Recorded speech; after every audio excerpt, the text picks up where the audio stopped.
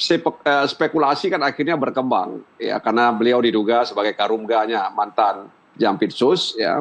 Kemudian tersebar juga informasi banyak tahu siapa yang masuk ke rumah, apa saja dan lain sebagainya, sehingga diduga dia adalah salah satu saksi kunci untuk kasus yang hari ini menimpa mantan Jampitsus, ya kan. Oleh karena itu sekali lagi polisi tidak perlu menunggu laporan ya, apakah dari pihak keluarga atau lain sebagainya, tapi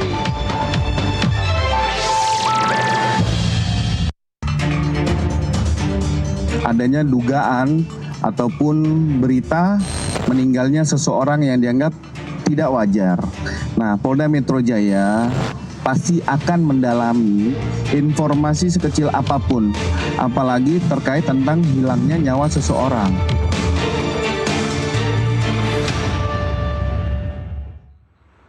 Kembali di NTV Dialog Prime, kematian Sutrimo yang diduga pernah menjadi pegawai ex-Jampitsus Febri Adriansyah sebagai kepala rumah tangga masih menyisakan sejumlah pertanyaan, mulai dari kronologi kejadian, penyebab kematian hingga pihak-pihak yang berada di sekitar korban. Sebelum dibawa ke rumah sakit, berbagai kejanggalan muncul pemirsa. Opsi penyelidikan dan ekshumasi dibuka pihak kepolisian agar transparan dan terkuak fakta secara objektif dan tidak hanya berhenti pada spekulasi.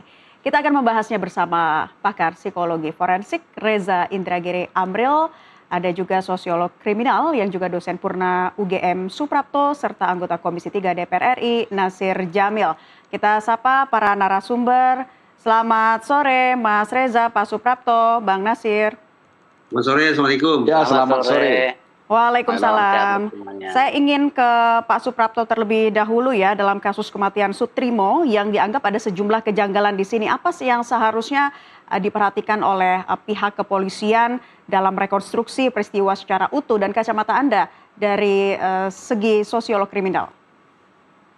Baik, beberapa hal yang perlu diperhatikan bagi para penegak hukum tentunya adalah yang pertama harus betul-betul mencermati data atau dalam hal ini adalah barang-barang bukti yang ada di TKP maupun sampai pada ketika korban ini sudah ada di rumah sakit ya, karena itu akan memberikan informasi penting, dan selain itu juga harus didukung dengan cerita ataupun penjelasan dari para saksi yang pertama kali mengetahui sampai dengan saksi-saksi yang kemudian bisa mengikuti proses itu dari pertama kali ditemukan sampai si korban ini atau yang meninggal ini ya, saya belum tentu bahwa itu adalah korban pembunuhan, itu sampai di rumah sakit.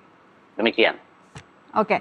Mas Reza, dari perspektif Anda apa saja sih indikator yang secara ilmiah dikategorikan sebagai kematian janggal dalam kasus ini, atau publik terlalu dini menyimpulkan soal ataupun menarik kesimpulan dalam kasus ini, Mas Reza? Justru saya bingung bukan alang kepalang ketika di awal perbincangan ini dinarasikan bahwa almarhum Sutrimo meninggal dalam kondisi kematian tidak wajar. Apa yang sesungguhnya dimaksud dengan kematian tidak wajar itu? Karena dari sudut pandang psikologi forensik, dan saya berpikir juga di kedokteran forensik, berbicara tentang kematian, situasi yang melingkupi kematian ada 4 kemungkinannya. Kita singkat menjadi NASH, Natural Accident Suicide Homicide. Saya mulai dari N, natural. Seseorang meninggal akibat situasi yang alami, faktor alami, misalnya seseorang sakit. Yang kedua, accident. Kita definisikan dulu accident di sini agar tidak rancu dengan kecelakaan lalu lintas. Yang dimaksud dengan accident atau kecelakaan adalah seseorang tengah melakukan suatu kegiatan, tiba-tiba tanpa dia duga, tanpa dia antisipasi, dia masuk ke dalam situasi yang betul-betul berada di luar kendali. Itu definisi accident atau kecelakaan. Jadi kita bayangkan seseorang meninggal akibat kecelakaan adalah karena misalnya tanpa dia sengaja, tanpa dia duga, dia memasukkan zat kimia yang berbahaya ke dalam tubuhnya. Tanpa dia sengaja. Itu accident. Yang ketiga, suicide. Bahwa seseorang memutuskan untuk mengakhiri hidupnya sendiri.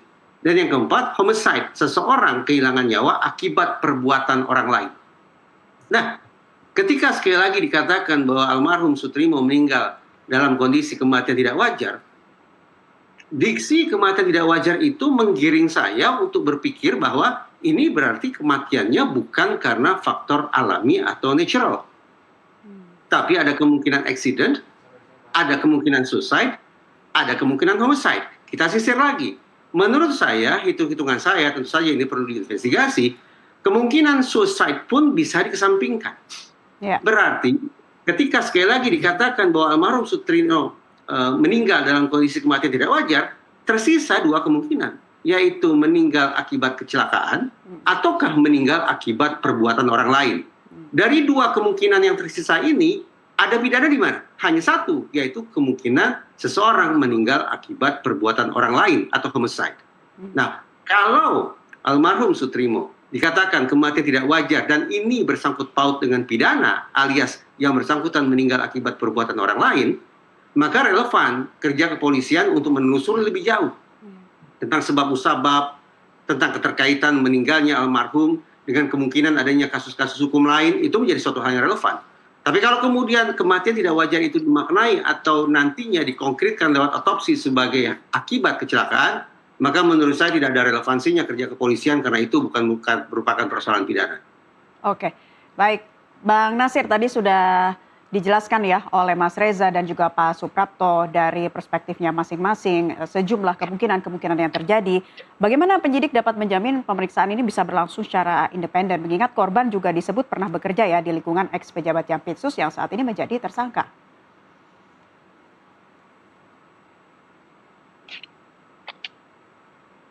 Jelek banget jaringannya.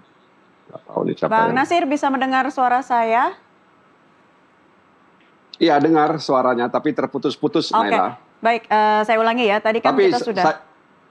Bagaimana Komisi saya pikir, 3 mendorong terutama dari pihak kepolisian ya untuk bisa menjamin pemeriksaan berlangsung secara independen, Bang Nasir?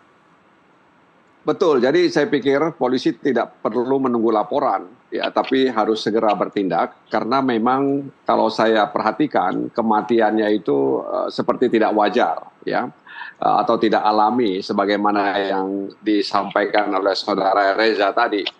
Nah, karena itu spekulasi kan akhirnya berkembang, ya, karena beliau diduga sebagai karumganya mantan Jampitsus, ya, kemudian tersebar juga informasi banyak tahu. Siapa yang masuk ke rumah, apa saja dan lain sebagainya, sehingga diduga dia adalah salah satu saksi kunci untuk kasus yang hari ini menimpa mantan Jampitsus, ya kan.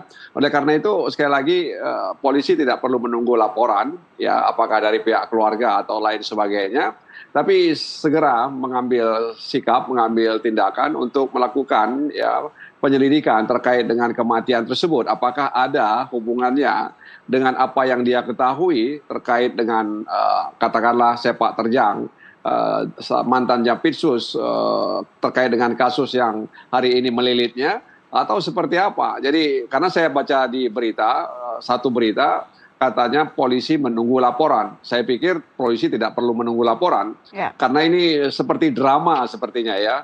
Drama seperti film-film drama yang mengisahkan tentang pembunuhan, lalu ada saksi dan lain sebagainya, yang menurut saya semakin menarik ini. Dan tentu saja kalau bisa didalami secara serius ya dalam konteks untuk kepentingan hukum, saya percaya ini akan semakin menarik, apalagi ya dia diduga adalah karumganya mantan Jampitsus tersebut. Tapi sayangnya yang bersangkutan telah meninggal, sehingga kemudian kita tidak bisa banyak mendapatkan informasi terkait dugaan-dugaan bahwa beliau adalah bahagian yang tidak terpisahkan dari kasus yang melilit mantan Jampitsus tersebut. Oke, Pak Suprapto menyambung apa yang disampaikan oleh Bang Nasir tadi, pihak kepolisian harus sesegera mungkin ya secara cepat sigap, jangan sampai ada keterlambatan misalnya mengamankan lokasi kejadian dan barang-barang korban. Ini kan berpotensi menghilangkan atau merusak barang penting bagi pihak penyidik itu. Bagaimana penjelasannya dari sosiolog kriminolog? Iya, jadi kalau memang kita kemudian mengasumsikan bahwa itu, kalau saya kemudian mengutip apa yang tadi disampaikan Pak Reza, bukan natural gitu ya, karena saya juga sempat membaca di berita bahwa keluar buih itu juga bisa bukan karena dia diracun atau menelan racun, tapi bisa juga epilepsi pun itu juga bisa bergejala itu. Tetapi kalau kita memang sudah mengasumsikan bahwa ada indikasi bahwa itu masuk dalam kategori keempat dari apa yang tadi disampaikan oleh Pak Reza, bahwa ada kemungkinan karena perbuatan orang lain, memang tidak perlu, meskipun kita mengenal triangle of gold dari proses peradilan harus ada laporan gitu. Saya kira saya sepakat dengan apa yang disampaikan Pak Nasir, tidak harus menunggu ada laporan gitu, sepanjang misalnya memang mendapatkan tanda-tanda atau barang bukti dan juga saksi-saksi yang mengarah bahwa itu bukan kematian yang disebabkan oleh faktor natural ataupun suicide gitu ya. Jadi saya kira itu betul-betul harus segera diproses sampai kemudian menghasilkan hasil dari lab forensik, otopsinya seperti apa, karena buih itu juga bisa diketahui apakah itu racun atau itu dari penyakit yang diderita oleh almarhum. Demikian. Oke, saat ini kan banyak spekulasi yang berkembang di masyarakat ya, dan kita akan tunggu nanti proses perkembangannya, jangan sampai mencederai kepercayaan publik juga. Pak Suprapto, sebagai sosiolog, Anda melihat saat ini seperti apa ya isu-isu yang berkembang di tengah masyarakat dalam menyikapi kasus ini?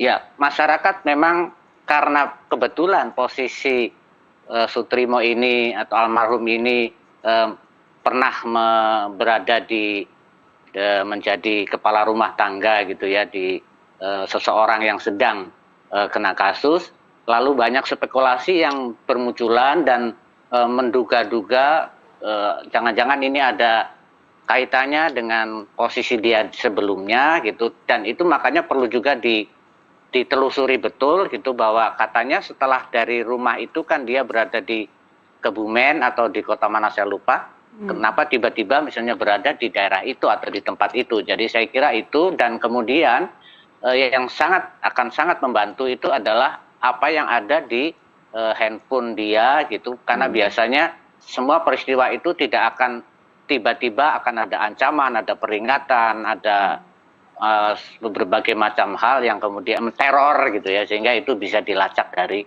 antara lain melalui apa yang dia miliki. Baik.